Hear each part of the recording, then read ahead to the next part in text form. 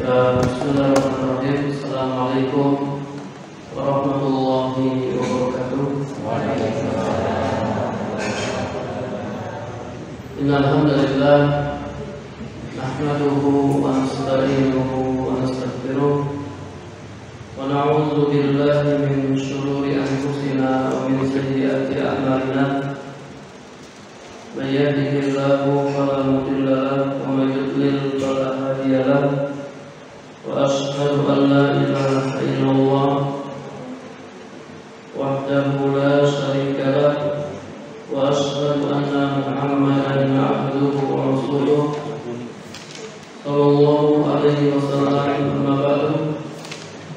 Para jemaah rahimakumullah, semoga Allah Subhanahu wa taala merahmati kita semua. Alhamdulillah, pada kesempatan ini kita kembali bertemu dalam majelis ilmu, majelis kitab Mulakhas Fiqih. Kita masih membahas kitab Shalah. Pada malam ini kita akan membahas babun fi arkanis shalah wa wajibatiha wa sunaniha. Bab rukun-rukun, kewajiban-kewajiban dan sunnah sholat.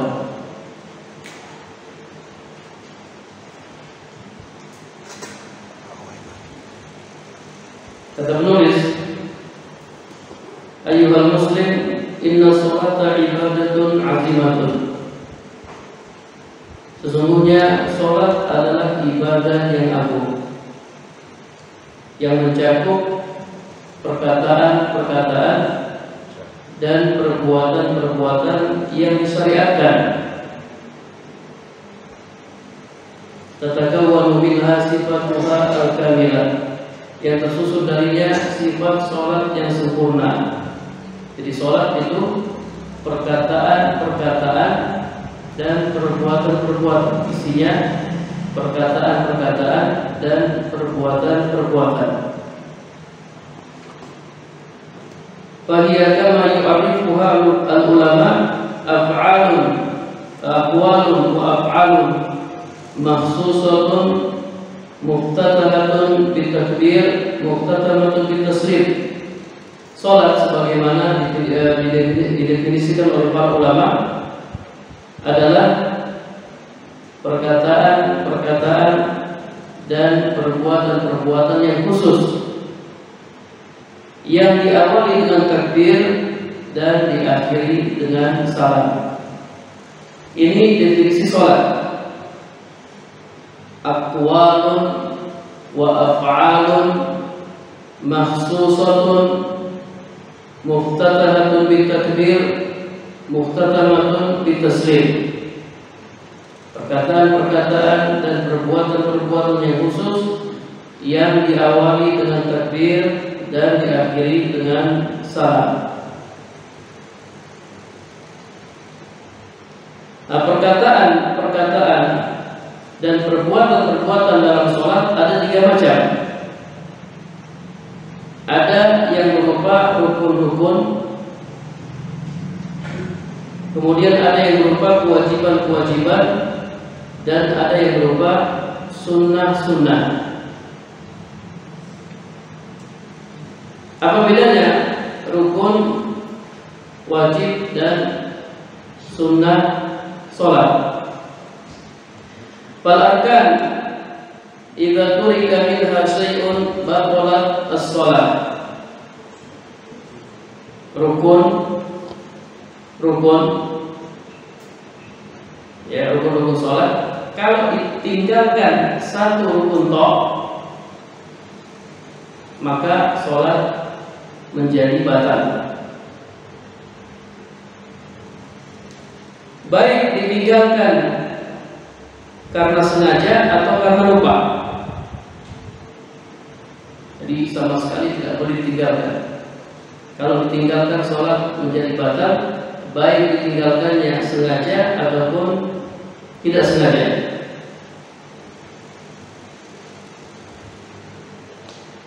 Atau batal rakaat yang tidak dikerjakan rukun di dalamnya. kita akan jelaskan batal rakaat yang tidak dikerjakan rukun di dalamnya. Dan rakaat berikutnya menjadi penggantinya. Nanti kita akan jelaskan maksud dari perkataan ini. Kemudian kewajiban sholat, idza turika minha syai'un 'amdan batalat as-shalah. Kalau ditinggalkan salah satu kewajiban sholat dengan sengaja, maka sholat menjadi batal. Ini kewajiban sholat. Kalau ditinggalkan dengan sengaja, maka sholat menjadi batal. Kalau ditinggalkan tidak sengaja karena lupa, maka sholat tidak batal dan cukup diganti dengan sujud sahwi. Ini bedanya rukun dan wajib. Kalau rukun ditinggalkan sengaja tidak sengaja batal. Kalau kewajiban sholat, kalau ditinggalkan sengaja batal, kalau ditinggalkan tidak sengaja tidak batal, namun harus diganti dengan sujud sahwi. Adapun sunnah sholat, la tabtul as-salatu bi tarki syai'in minha la 'amdan wa la sahwan. Jadi sholat tidak batal dengan meninggalkannya, baik ditinggalkan dengan sengaja maupun tidak sengaja. Jadi sunnah sholat ini kalau ditinggalkan, sholat tidak menjadi batal, baik ditinggalkan sengaja ataupun tidak sengaja. Lakin tanqusu hayatus sholat bizalik, akan tetapi dengan meninggalkannya kesempurnaan sholat menjadi berkurang. Baik, gimana sifat sholat Nabi Sallallahu Alaihi Wasallam? Nabi Sallallahu Alaihi Wasallam beliau sholat secara sempurna. Beliau penuhi rukun-rukunnya, kewajiban-kewajibannya, dan sunnah-sunnahnya. Dan ingat, Nabi bersabda, "Shollu kama ra'aitumuni usolli." Sholatlah kalian sebagaimana kalian melihat aku sholat. Jadi kita berusaha mengerjakan secara sempurna. Kita penuhi rukun-rukun sholat, kewajiban-kewajiban sholat, dan sunnah-sunnah sholat, supaya pahala yang kita dapatkan di sisi Allah semakin sempurna. Tapi mungkin pada kesempatan ini kita hanya membahas rukun-rukun sholat, karena pembahasan rukun-rukun sholat ini cukup panjang. Arkanus sholat arba'ata asyara. Rukun sholat ada 14. Rukun sholat ada 14. Yang pertama, al-qiyamu fi sholatil fardhah. Berdiri dalam sholat wajib. Berdiri dalam sholat wajib termasuk rukun sholat. Dalilnya firman Allah Ta'ala surat Al-Baqarah ayat 238. Wa qumu lillahi qanitin. Dan berdirilah karena Allah dalam sholatmu dengan khusyuk. Kemudian dalam hadis Imran, hadis yang marfu, Nabi SAW bersabda, "Sholli qa'iman." Sholatlah sambil berdiri. Fa illam tastati' fa qa'idan. Jika kamu tidak mampu sholat sambil berdiri, maka sholatlah sambil duduk. Fa illam tastati' fa 'ala jamb. Jika kamu tidak mampu sholat sambil duduk, maka sholatlah sambil berbaring. Nah, ayat ini dan hadis ini menunjukkan wajibnya berdiri dalam sholat fardu ma'al qudrati alaihi bila mampu melakukannya. Berarti kalau ada orang sholat sambil duduk, ya dia sholat wajib sambil duduk, tanpa uzur, sholatnya sah atau tidak sah? Tidak sah. Sah atau tidak sah? Tidak sah. Tidak sah. Sholatnya tidak sah. Aduh, anak lagi malas ini, anak mau duduk aja lah. Ya, tidak sah. Harus berdiri. Wajib berdiri. Tapi jika dia tidak mampu berdiri karena sakit, sholat ala hasabi halihi, maka dia sholat sesuai kondisi dirinya. Kalau dia mampu sholat sambil duduk, maka sholat sambil duduk. Kalau dia tidak mampu, maka sholat sambil berbaring. Ini bagi siapa? Bagi orang yang sakit. Termasuk di dalamnya al-khaif, orang yang takut dalam kondisi perang, ya, takut serangan musuh, ya, dan seterusnya. Wal-ulyan, orang yang telanjang, kita sudah pernah bahas, kita sudah pernah singgung. Menutup aurat itu termasuk kewajiban, termasuk syarat sholat. Menutup aurat termasuk syarat sahnya sholat. Kita harus tutup aurat kita. Tapi kalau misalnya, ya, ada orang yang walaupun ini jarang terjadi, dan mungkin tidak pernah terjadi, ada orang yang tidak punya pakaian, tidak punya pakaian yang telanjang, kemudian dibawa ke sholat. Apa yang harus dia lakukan? Sholat. Dia tidak perlu menunggu nantilah kalau saya punya pakaian baru saya sholat. Dan dia sholat dalam keadaan telanjang. Tapi kalau berdiri gimana, nanti kemaluannya kelihatan. Ya udah sambil duduk. Sholat sambil duduk. Wa man yahtaju lil julus awil ittija, dan ya, bagi orang yang butuh untuk duduk atau berbaring, ya, tidur terlentang, karena pengobatan yang menuntut untuk tidak berdiri, ya, dia harus duduk atau dia harus tidur terlentang karena dia sedang berobat. Dia tidak boleh berdiri, maka dia boleh sholat sambil duduk atau sambil terlentang. Para jamaah rahimakumullah, apa bedanya berbaring dengan terlentang?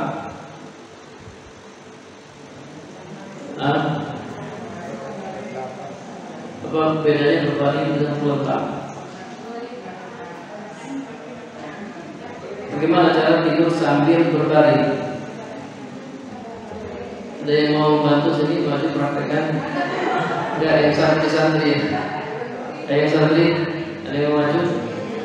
Gimana cara sholat sambil berbaring? Dan kita tahu siapa? Jangan ada yang berbaring. Ayo. Siapa? Siapa namanya? Zainuri. Ayo, tak apa-apa. Dengan praktek biasanya kita jadi paham. Antum tidur kepalanya sini, kakinya sana. Iya, oke. Ya, kemudian balik ke menghadap arah kiblat. Ya. Biasa ini sholat sambil berbaring seperti ini, ya, sholat sambil berbaring. Tidak apa-apa kepala itu di bawah, ya, pakai bantal juga boleh, ya. Ibu yang mau lihat silakan ini, ya, ini sholat sambil berbaring, ya, tangannya disegapkan seperti biasa, Allah Akbar, ya, tangannya disegap, iya. Nah, ini namanya berbaring, ya. Adapun terlentang,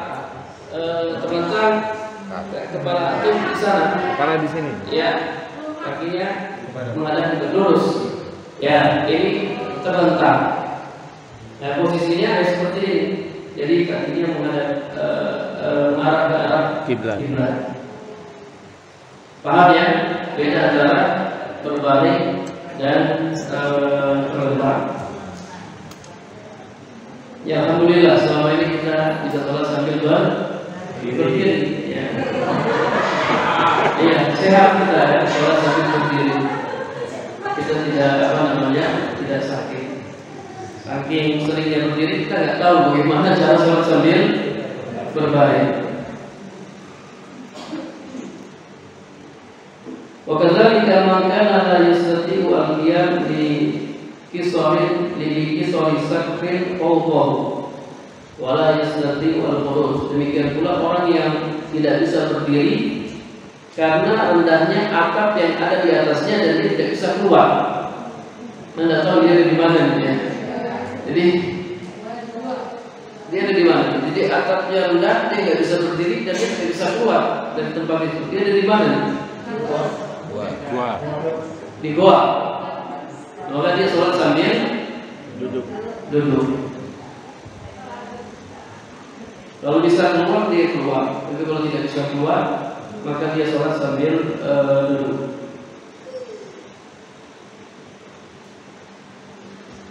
Wa yu'dharu aidan bi tarkil qiyam man yusalli khalfal imam ratib alladhi ya'jizu anil qiyam. Dan juga boleh meninggalkan berdiri bagi orang yang sholat di belakang imam ratib yang tidak mampu berdiri. Ya, misalnya kita, alhamdulillah kita sehat, sementara imam kita sakit. Imam sakit, dia tidak bisa sholat sambil berdiri, dia sholatnya sambil duduk. Maka kita yang sholat di belakangnya, kita sholat sambil duduk mengikuti imam. Ya, walaupun kita sehat, Ustaz saya sehat. Ya walaupun kita sehat, mengikuti imam. Imam dijadikan sebagai imam untuk diikuti. Kalau dia sholat sambil duduk, maka kita pun sholat sambil duduk. Ya, karena ini ada dalilnya dan pernah terjadi di masa Nabi. Nabi SAW pernah sakit. Kemudian beliau sholat sambil duduk. Dan beliau perintahkan para sahabat yang sholat di belakangnya untuk duduk. Sholat sambil duduk. Baik, ini sholat wajib. Adapun sholat sunnah, yajuzu an tusalla qiyaman wa qu'udan. Sholat sunnah boleh dikerjakan sambil berdiri atau sambil duduk. Jadi berdiri tidak wajib, karena Nabi SAW pernah sholat sunnah sambil duduk tanpa ada uzur, uzur. Misalnya kita saya lagi agak capek, kemudian kita ingin sholat malam, kalau berdiri capek, sudah boleh sholat sambil duduk, sholat sambil duduk. Atau kita nggak capek, kita sehat, tapi kita ingin sholat sambil duduk, tidak apa-apa, boleh. Cuma ingat, pahala sholat sunnah sambil duduk itu separuh dari pahala sholat sunnah sambil berdiri. Dapat separuh pahala. Ya alhamdulillah, daripada tidak sholat, tidak dapat apa-apa. Saya pilih rukun yang pertama. Apa rukun yang pertama? Berdiri dalam sholat wajib. Lihat takbiratul ihram di awal sholat. Karena Nabi SAW bersabda, "Summa istaqbilul qiblah wa kabbir." Kemudian menghadaplah kiblat dan bertakbirlah. Takbir di sini takbiratul ihram. Kemudian sabda beliau, tahrimuha takbir, dan pengharamannya adalah takbir. Maksudnya pengharaman dari berbicara adalah takbir. Kalau kita sudah takbir Allahu Akbar, dan tidak boleh berbicara. Siapa yang berbicara, sholatnya batal.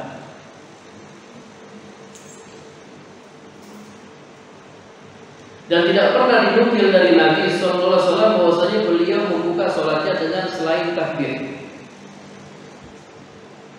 Ya, selalu dengan takbir. Dan lafaz takbir sebagaimana yang sering kita ucapkan, Allahu Akbar. Tidak boleh diganti dengan lafaz yang lain, tidak boleh.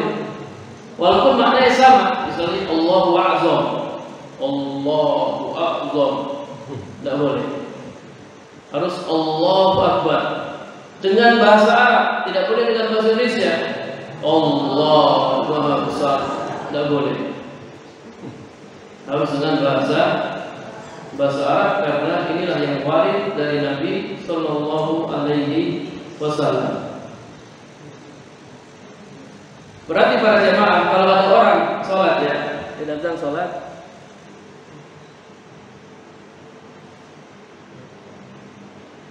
sah nggak sholatnya? Tidak. Dia nggak takbir langsung, diam aja. Sah nggak sholatnya? Tidak sah sholatnya. Dia harus takbir untuk ihram. Ya, Allahu Akbar. Tidak boleh Mati. kalau mati, tidak boleh digerakkan lisannya. Rukun yang ketiga, qiraatul Fatihah, membaca surat Al-Fatihah. Li hadis la sholata liman lam yaqra bi Fatihatil Kitab. Berdasarkan hadis, tidak sah sholat bagi orang yang tidak membaca Al-Fatihah. Membaca Al-Fatihah termasuk rukun sholat, dan telah diriwayatkan secara sahih dari Nabi Shallallahu Alaihi Wasallam bahwasanya beliau membacanya di setiap rakaat.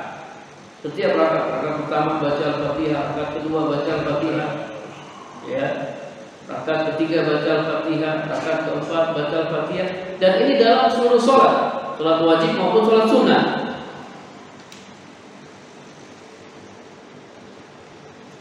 Kemudian ketika Nabi SAW mengajarkan orang yang buruk sholatnya, Nabi memerintahkannya untuk membaca Al-Fatihah.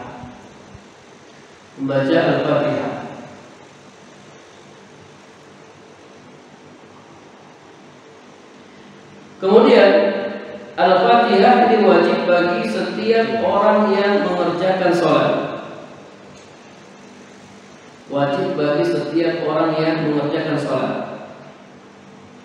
Baik, muncul pertanyaan, Ustaz, gimana kalau kita sholat di belakang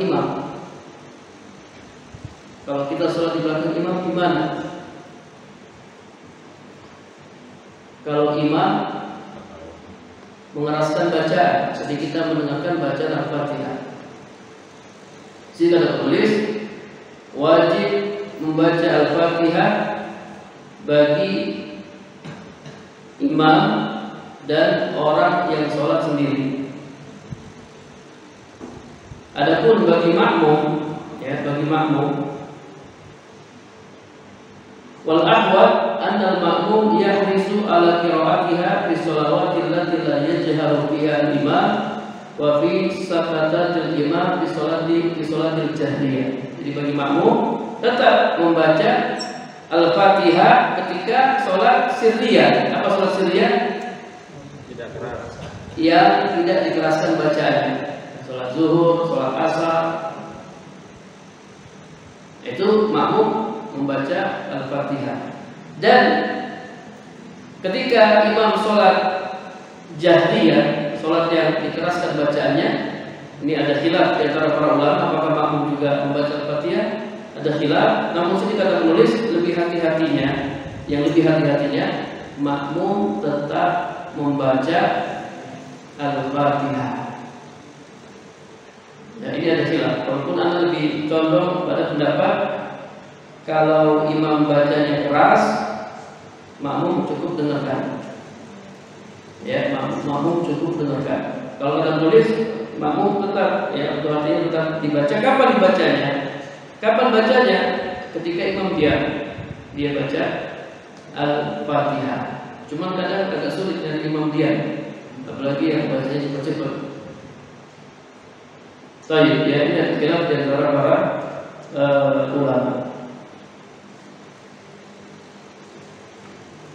Terus Allah ya, Fatihah. Tiap sholat kita baca berapa kali? Wajibnya berapa kali dalam sehari semalam baca Al-Fatihah? 17 kali. Supaya 17 kali kita baca Al-Fatihah. Kita pernah bosan? Tidak pernah bosan. Ya itulah Al-Quran. Diulang-ulang dibaca dan kita tidak pernah bosan. Itu sholat wajib, belum sholat sunnah. Kenapa Al-Fatihah harus kita baca diulang-ulang? Ya, karena kandungannya yang luar biasa. Tentu ya kalau misalnya ada waktu kapan-kapan atau buat kajian yang judulnya tafsir surat Al-Fatihah. Sebenarnya apa sih isinya surat Al-Fatihah? Sehingga kita haruskan membacanya sampai berulang-ulang kali. Ini surat yang sangat agung. Kalau ada orang sholat misalnya dia tidak baca Al-Fatihah, dia langsung baca Al-Baqarah, Alif Lam Mim, sampai selesai.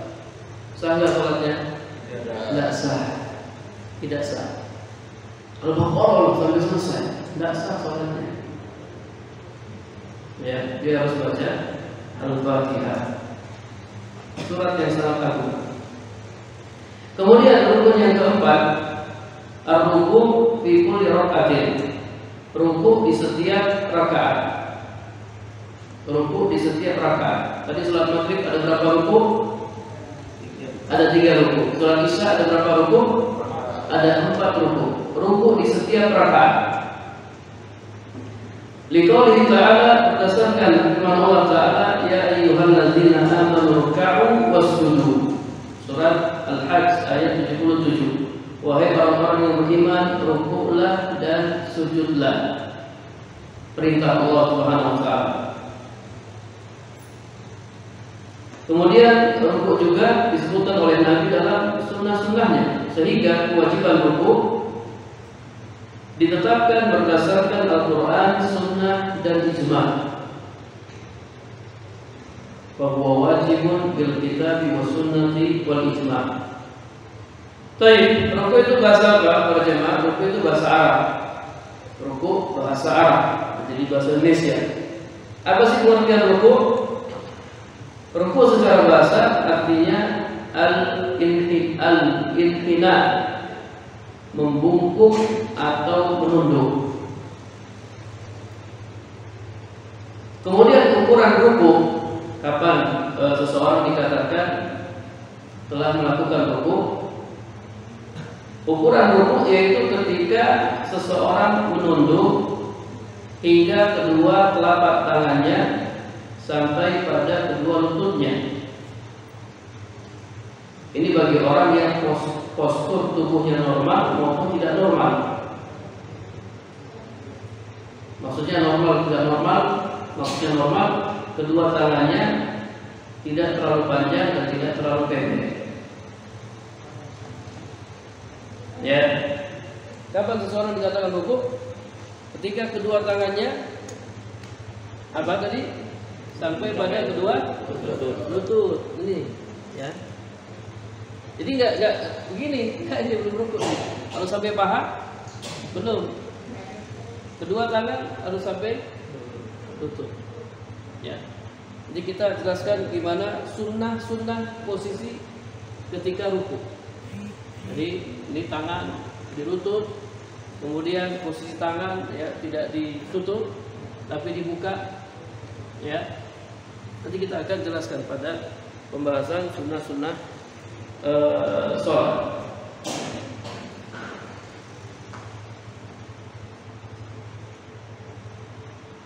Tapi ini bagi orang yang sholat sambil berdiri. Gimana dengan orang yang sholat sambil duduk? Adapun ukuran rukuk bagi orang yang sholat sambil duduk adalah muqabalatu wajhika ma wara'a rukbatayhi minal ard. Jadi dia membungkuk hingga wajahnya menghadap kedua lututnya yang ada di tanah.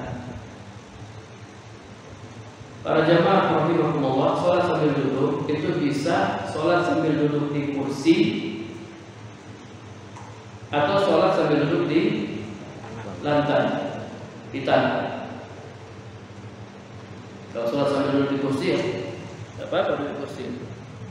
Ya, kemudian sambil sholat seperti biasa. Orang tidak bisa berdiri. Kalau dia tidak bisa ruku, kalau dia tidak bisa ruku, maka dia cukup tundukkan kepalanya. Allahu Akbar, tundukkan kepalanya sedikit. Ya. Disami Allahu liman hamidah, posisinya seperti semula. Kemudian Allahu Akbar ketika sujud, kalau dia tidak bisa sujud, maka kepalanya dia tundukkan lebih rendah daripada ruku. Beda kalau dia bisa sujud. Ada orang gini posisi sholatnya. Ketika sholat sambil duduk, ya, dia bisa ruku. Kalau bisa ruku. Allahu Akbar.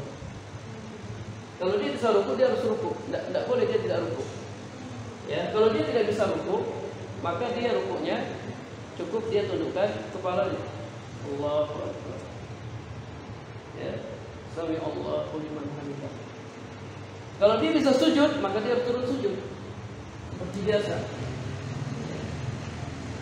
Kalau dia tidak bisa sujud, maka dia sujudnya dengan menundukkan kepala, namun lebih rendah daripada ruku. Nah, ini kalau duduk di atas kursi. Gimana kalau duduk di lantai? Kalau duduk di lantai, maka posisi duduk sama seperti kita duduk iftirash atau duduk di antara dua sujud. Seperti ini kalau duduk di atas lantai. Ya. Begini. Ya. Ini sholat. Nah, nanti ketika ruku tadi dia Allahu Akbar sampai posisi wajahnya berhadapan dengan apa? Dengan lututnya. Kalau dia bisa sujud, maka dia sujud. Ya. Kalau dia tidak bisa sujud, maka dia membungkuk lebih rendah daripada rukunya. Ini ya pilihan pertama. Kalau dia tidak bisa duduk seperti ini, dia boleh duduk sambil bersila. Ini duduk bersila. Ya. Kalau dia tidak boleh begini ya, tidak boleh begini. Melonjorkan kaki ke arah kiblat tidak boleh, kecuali dia punya uzur. Misalnya kakinya tidak bisa dilipat, maka tidak mengapa dia sholat sambil meluruskan kakinya. Jadi enak, mudah. Jadi nggak ada alasan untuk tidak sholat. Nggak bisa ini ya itu, nggak bisa itu yang ini. Nggak bisa sholat ya mati berarti. Ya, jadi di sholat.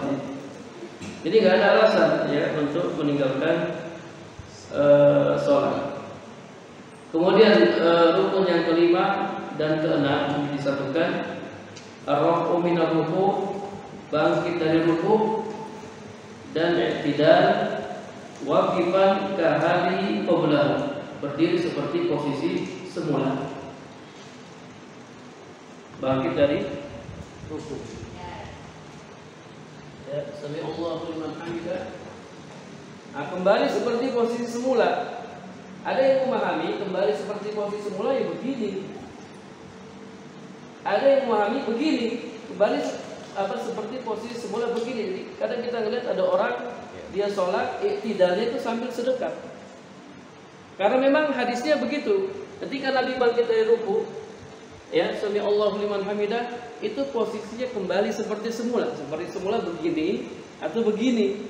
Nah, ini ada khilaf di antara para ulama. Ada yang memahami yang begini, namanya i'tidal itu lurus, beda dengan qiyam. Ada yang memahami enggak begini, karena dia kembali seperti posisi semula. Di rukun yang kelima dan yang keenam apa?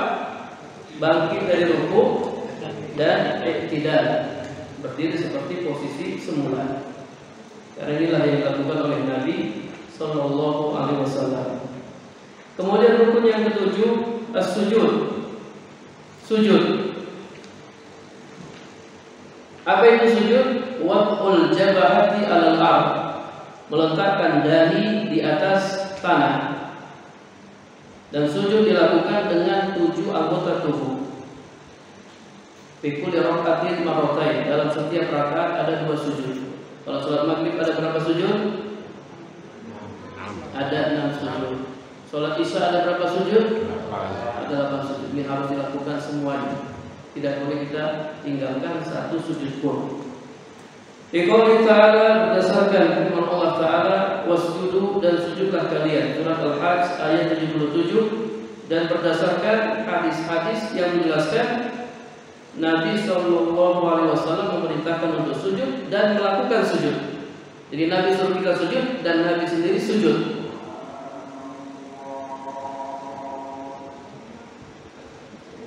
Tujuh anggota tubuh adalah 1. Jabah. Apa ini? Dahi. Al-anf, hidung. Al-yadan, tangan.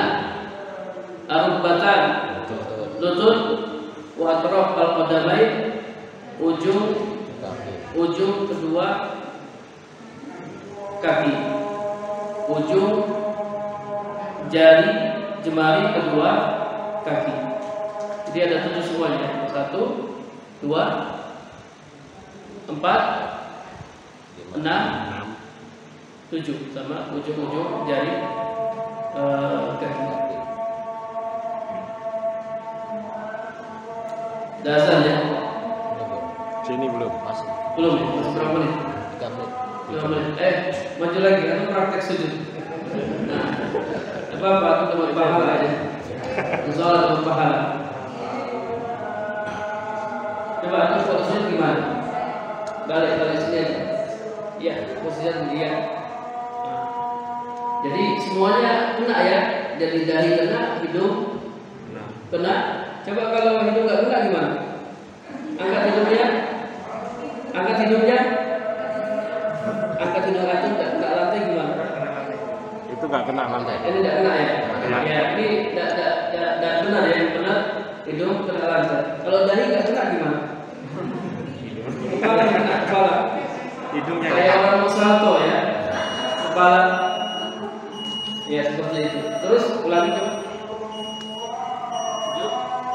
Nah ini harus kena lantai. Tidak boleh sujud sambil begini ya.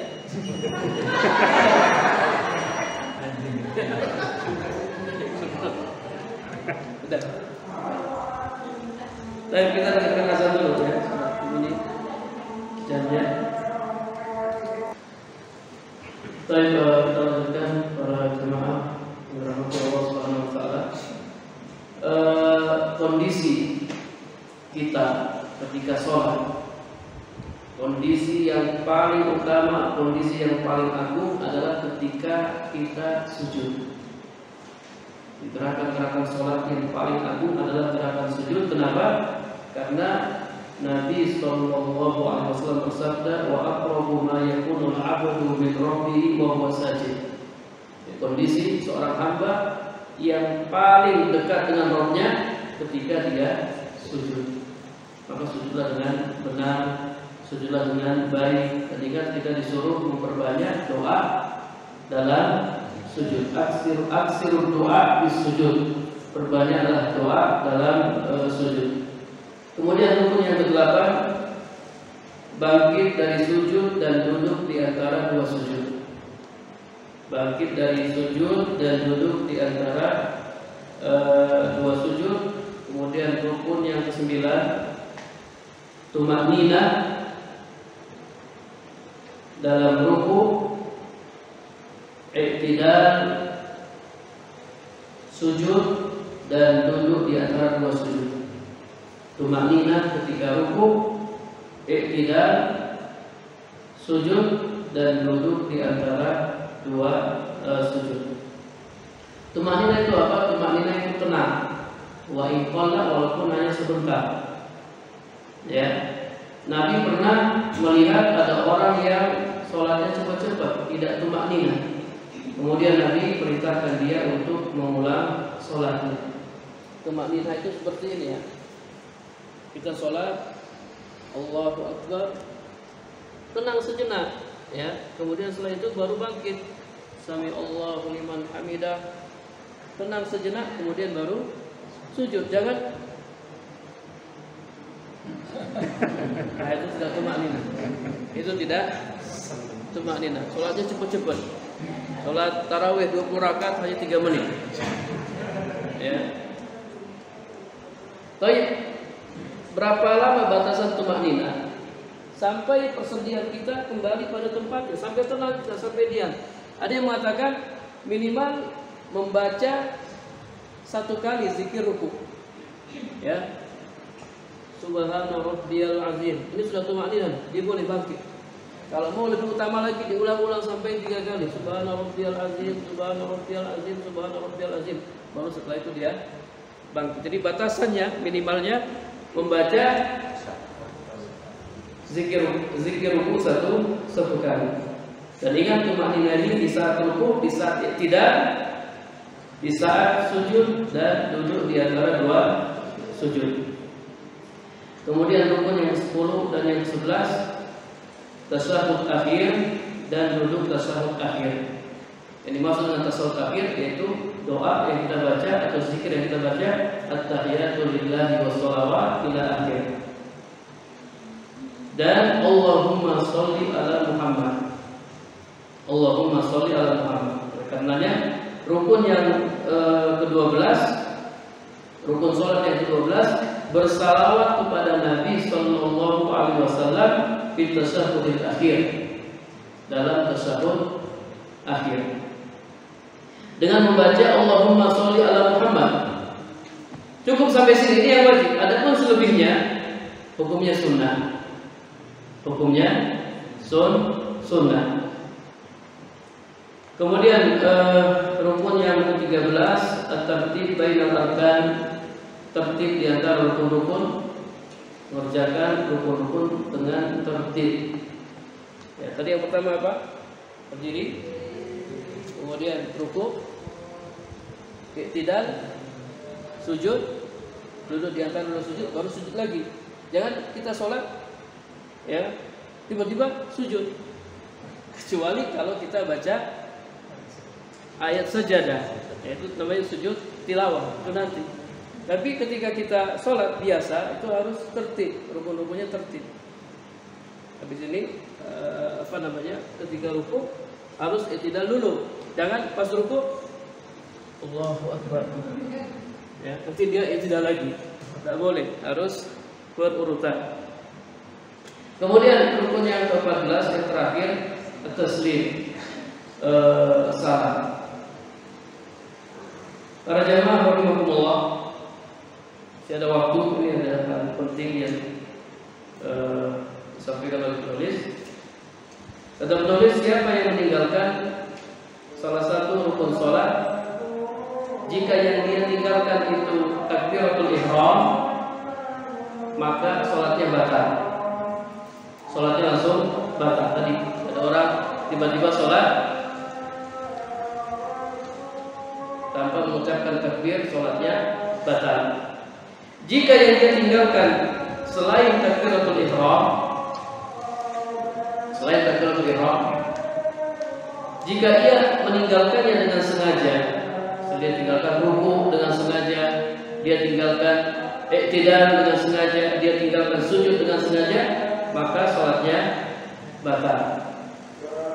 Kalau dia tinggalkan karena lupa, karena tidak sengaja, ya, misalnya dia ninggalin ruku atau sujud, perhatikan, jika ia mengingatnya sebelum memulai bacaan pada rakaat yang lain atau rakaat berikutnya, maka ia kembali melakukannya dan melakukan gerakan-gerakan yang setelahnya pada rakaat yang tidak dikerjakan ruku padanya.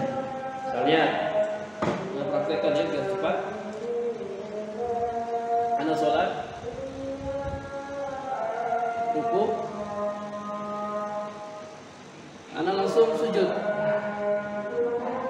karena lupa. Ingat, karena lupa, bukan karena sengaja. Terus ana duduk di antara dua sujud, ana sujud lagi. Terus ana bangkit. Sebelum ana baca, ana ingat tadi ana tidak iktidal. Ya. Tadi saya tidak iktidal, ingatnya sebelum baca, sudah bangkit, sudah berdiri. Maka ana langsung ke posisi iktidal. Paham? Ana langsung ke posisi iktidal.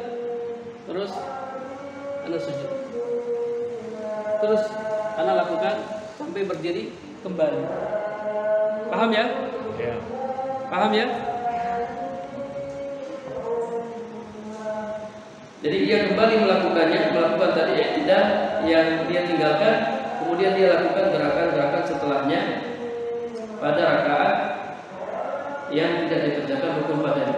Taib itu kalau ingatnya pas berdiri sebelum baca. Gimana kalau ingatnya pas baca, udah baca ini atau sudah selesai baca? Ya, sudah selesai baca terus ingat tadi belum iktidal. Kalau dia ingatnya setelah dia baca surah, baca Al-Fatihah, baca surah, maka rakaat yang tadi yang tidak ada iktidalnya, dia batalkan. Dia tidak anggap itu sebagai satu rakaat. Adapun rakaat berikutnya itulah rakaat yang pertama. Paham ya? Kemudian nanti dia sujud sahwi.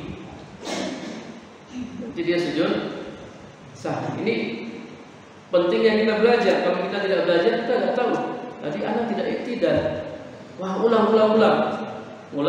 Dia sholat lagi, lupa ruku, ulang lagi. Ya.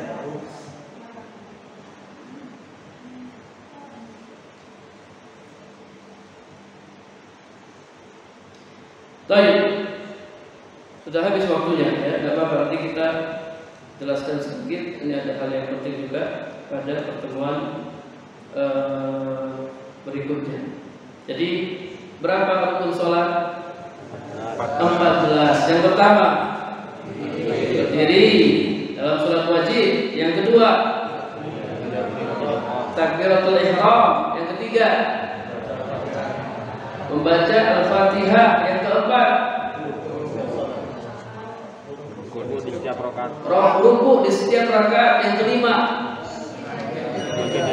dan yang keenam bangkit dari ruku dan iktidal. Yang ketujuh sujud. Yang kedelapan bangkit dari sujud dan duduk di antara dua sujud. Yang kesembilan tumakninah di setiap ruku, iktidal, sujud, duduk di antara dua sujud. Yang ke-10 dan yang ke-11 tasawuf akhir dan duduk tasawuf akhir. Yang ke-12 bersalawat kepada Nabi, itu membaca Allahumma sholli ala Muhammad. Kemudian yang ke-13 tertib di antara rukun-rukun. Yang ke-14 salam. Ya, ini rukun-rukun salat. Wallahu a'lam bishawab.